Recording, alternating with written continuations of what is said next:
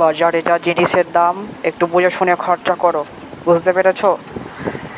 10 দিনের খাবার তুমি একদিনে খেয়ে ফেলছো। কথা কম, কাজ বেশি, ঠিক আছে? আমি এখন এটা আমার পয়সায় খাই, তোমার পয়সায় কেনা নয়। এ নাও, তুমিও খাও।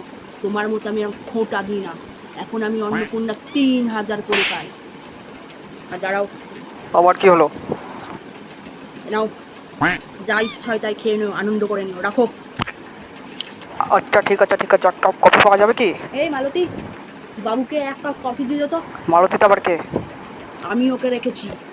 এখন আমি আর কাজ টাজ করতে পারবো না। আমি কিন্তু কোনো টাকা ফাঁকা দিতে পারবো না। আমার টাকা দিয়ে ওকে মাইনে দিয়ে দেবো, তোমাকে দিতে হবে না। আমি এসব খাটতে খুঁজতে পারবো না তোমার আর তোমার ছেলে পিলের জন্য, বুঝেছো?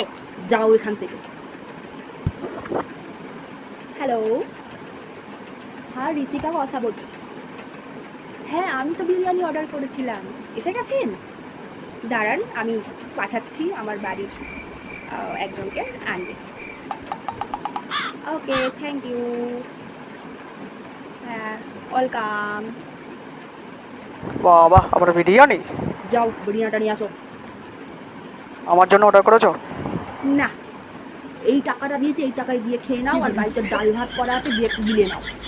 এখন আমার পয়সায় আমি বিরিয়ানি অর্ডার করেছি, তোমাদের জন্য নয়, তোমরা ডাল ভাতই খাবে।